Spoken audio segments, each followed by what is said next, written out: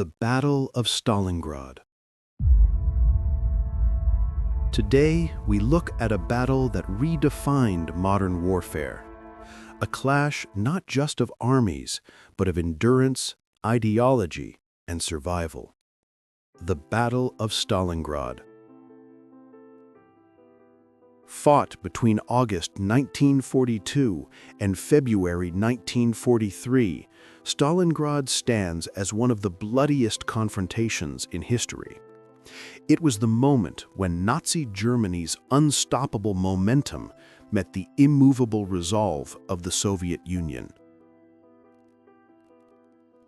To understand how it happened, we need to begin a year earlier with Operation Barbarossa. Operation Barbarossa. In June 1941, Adolf Hitler unleashed his grand plan to destroy the Soviet Union. Codenamed Operation Barbarossa, it involved over 3 million Axis troops, thousands of tanks, and nearly the entire German Air Force. The plan was straightforward but overambitious. Crush the Red Army before it could recover, capture Moscow, and seize the rich farmlands and oil fields that would fuel the German war machine. At first, it worked. German divisions advanced with lightning speed, capturing huge swaths of Soviet territory. Millions of Soviet soldiers were taken prisoner in vast encirclements. Town after town fell under German control. But the Soviet Union didn't collapse. It absorbed the blow and adapted. Factories were dismantled and moved east beyond the reach of German bombers. Soviet propaganda emphasized a great patriotic war, turning survival into a national cause.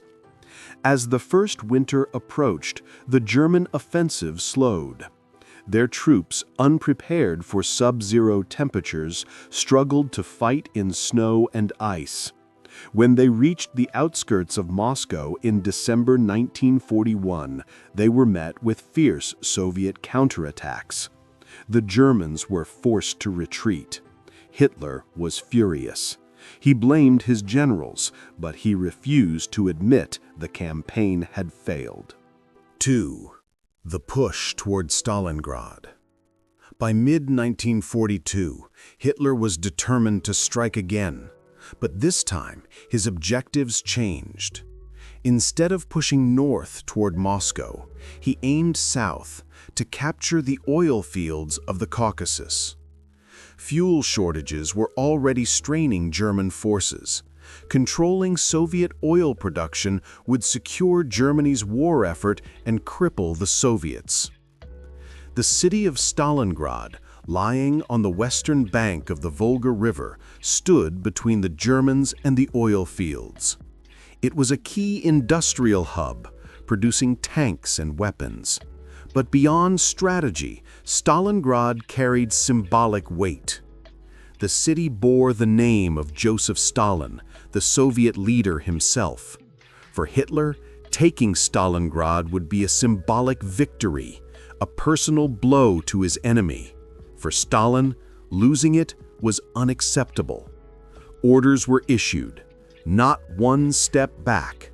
The defense of the city became a matter of national pride. 3. The city becomes a battlefield.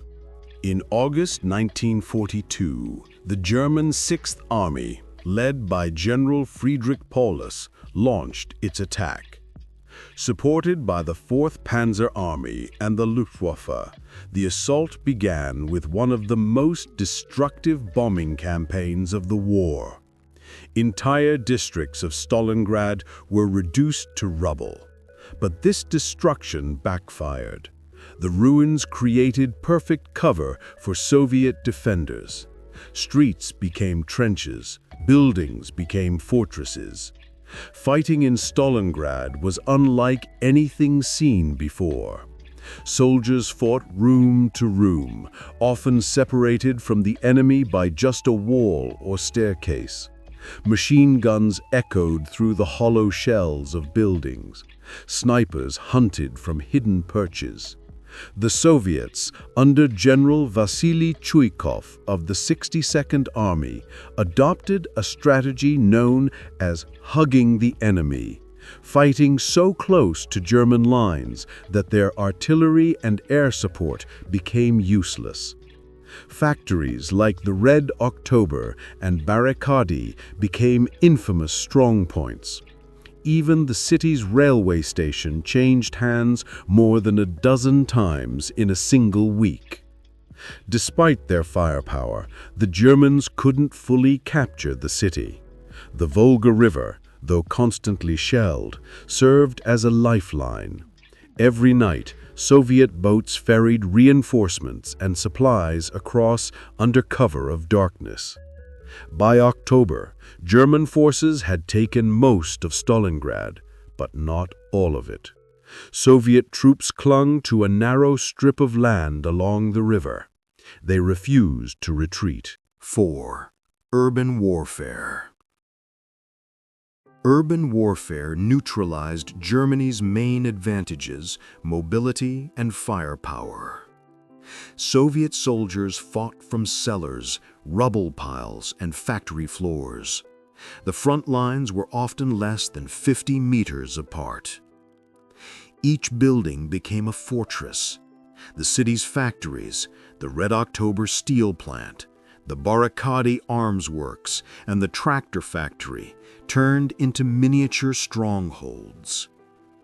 General Vasily Chuikov, commander of the 62nd Army, implemented a simple but effective tactic: hug the enemy. By staying close, Soviet troops made it impossible for German artillery or airstrikes to be used effectively without hitting their own men. Street battles were fought with grenades, knives, and bayonets. Positions changed hands multiple times a day. A single staircase might be defended for weeks. Both sides suffered immense casualties for minimal territorial gain. 5. Life inside the ruins. Conditions in Stalingrad were beyond harsh. Food was scarce. Water came from the frozen Volga, and wounded soldiers often froze to death before medics could reach them. Civilians lived in basements, enduring constant shelling. Many joined in by carrying ammunition or tending to the wounded. Snipers became legends, none more famous than Vasily Zaitsev, a Siberian marksman credited with over 200 kills. But for every sniper's story, there were thousands of nameless men and women simply trying to survive another day. German morale, too, began to erode. Supplies ran short, and the fighting seemed endless. Entire platoons were wiped out, only to be replaced by reinforcements who met the same fate. 6. Operation Uranus. While the Germans focused on capturing the last Soviet strongholds near the Volga, the Soviet High Command prepared a massive counteroffensive, Operation Uranus. The plan, designed by Zhukov and Vasilevsky, targeted the weaker Axis allies on the flanks. Romanian and Italian divisions stretched thin over hundreds of kilometers. On November 19, 1942, Soviet artillery opened fire. Thousands of shells darkened the sky. Within days, Soviet tank and infantry units swept around Stalingrad in a giant pincer.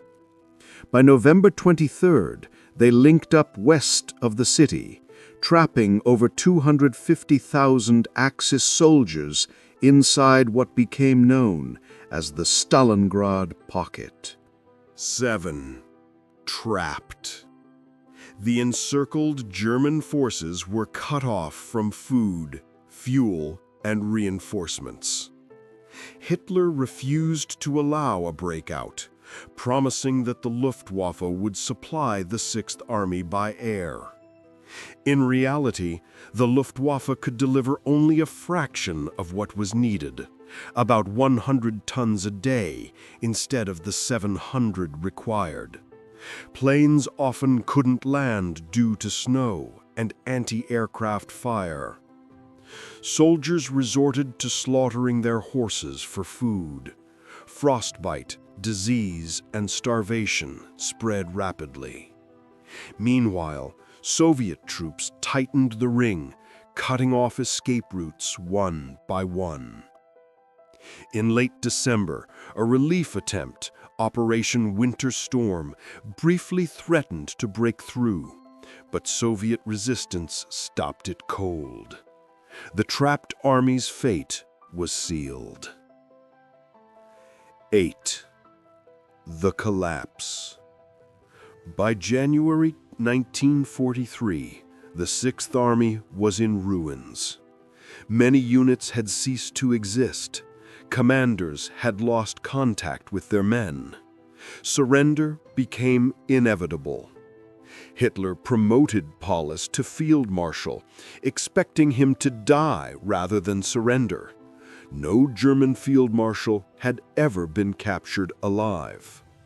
But Paulus refused to follow that order. On January 31, 1943, he surrendered the southern pocket of his forces. 2 days later, the remaining northern group surrendered as well. For Germany, Stalingrad was more than a military defeat. It was a psychological collapse. The myth of invincibility was broken. 9. Losses and human cost. The numbers are staggering. Of roughly 300,000 Axis troops that entered Stalingrad, fewer than 100,000 were taken prisoner. Only about 6,000 ever returned to Germany after the war. Soviet casualties were even higher, over 1 million dead, wounded, or missing. Civilian deaths in Stalingrad alone are estimated at more than 40,000. Entire districts of the city ceased to exist. The Volga, once a vital artery of trade, became a frozen graveyard of wrecks and bodies. But amidst this devastation, Stalingrad stood as a symbol of Soviet endurance, a declaration that the Nazi advance could be stopped. 10. Aftermath. Stalingrad's impact on World War II was enormous. It shifted the balance of power on the Eastern Front permanently. After February 1943, the Red Army held the initiative. The Germans would retreat westward for the next 2 years until Berlin fell. Allied morale also soared. The victory at Stalingrad proved that Nazi Germany could be defeated on the ground. It influenced Allied strategic planning and encouraged the eventual launch of the Western Front in 1944. 11. Tactical lessons and strategic insight. Beyond symbolism, Stalingrad provided crucial lessons in warfare. First, logistics. The Germans' failure to maintain supply lines showed that even the best army collapses without fuel, food, and winter clothing. Second, command discipline. Hitler's refusal to allow flexible decision-making doomed his own forces. In contrast, Soviet command showed adaptability, shifting from defense to counteroffensive with precision. Third, urban warfare. The battle demonstrated how cities could absorb entire armies. It changed how modern militaries approached combat in built-up areas. Future wars, from Berlin in 1945 to Fallujah in Iraq, would echo the hard lessons learned in Stalingrad's ruins.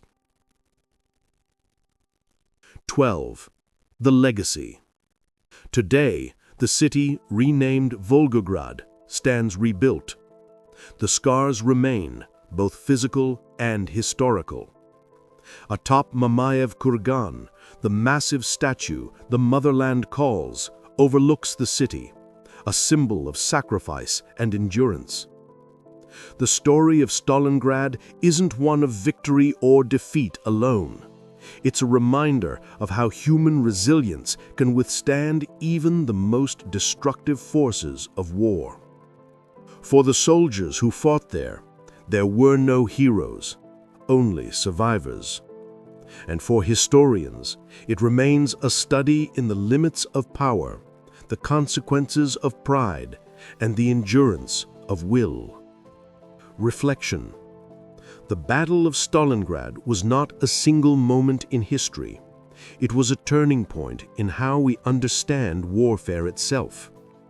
It revealed that strategy without humanity leads to ruin, and that endurance, not just strength, can determine the fate of nations.